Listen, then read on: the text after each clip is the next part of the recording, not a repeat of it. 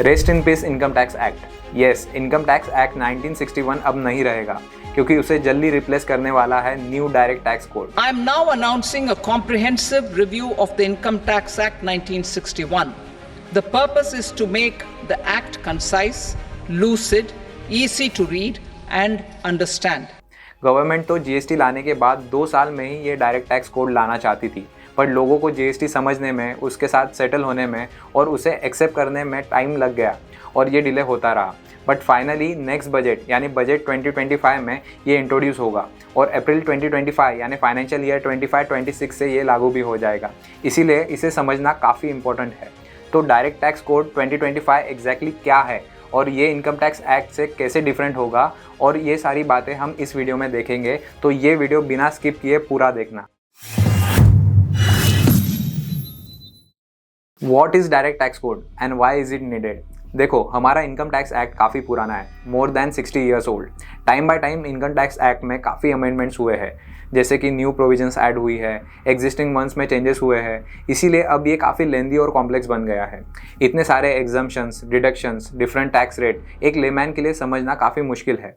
इससे कुछ लोग टैक्स पे करना चाहते भी है, पर इसकी कॉम्प्लेक्सिटी की वजह से नहीं करते। सो डायरेक्ट टैक्स कोड का मेन पर्पस है डायरेक्ट टैक्स स्ट्रक्चर और टैक्स लॉज को रिवाइज करना और एकदम सिंपल बनाना, जिससे लोग इजीली समझ पाए। इसके साथ कुछ ग्लोबल टैक्सेशन प्रैक्टिसेस भी है जो अडॉप्ट करके हमारी टैक्स सिस्टम और ज़्यादा एफिशिएंट बन सकती है।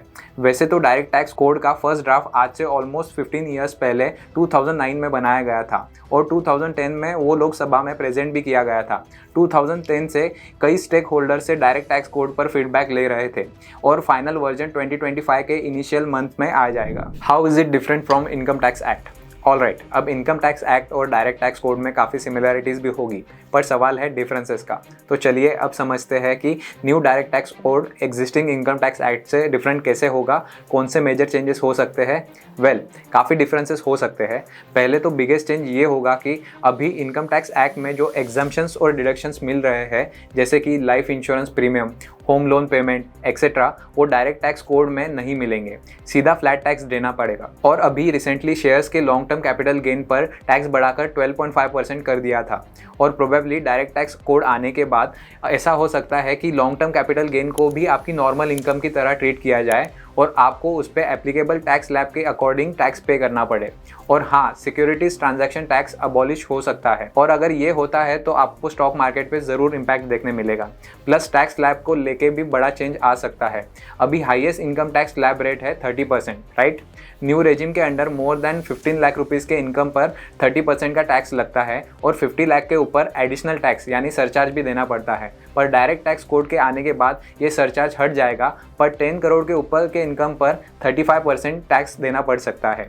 और LIC से जो इक्विटी लिंक इंश्योरेंस इनकम आती है, सपोज मैच्योरिटी अमाउंट आती है, तो उस पर एग्जिस्टिंग इनकम टैक्स के अंदर कोई टैक्स नहीं लगता, एग्जम्पशन मिलता है। पर डायरेक्ट टैक्स कोड लागू होने के बाद इस पर फ्लैट 5% टैक्स पे करना पड़ेगा। यानी अगर आपकी मैच्योरिटी अमाउंट 1 करोड़ रुपीज़ की है तो आपको 5 लाख रुपीज़ का टैक्स पे करना पड़ेगा। इसके अलावा भी कुछ चेंजेस होंगे। आपकी हर टाइप की इनकम पे टैक्स डिडक्टेड एट सोर्स या टैक्स कलेक्टेड एट सोर्स लग सकता है। असेसी की डेफिनेशन भी चेंज होगी, जो एग्जिस्टिंग इनकम टैक्स के अंदर ये है, पर डायरेक्ट टैक्स कोड के अंदर ये होगी। और जैसे रेसिडेंशियल स्टेटस के लिए 3 कैटेगरीज है।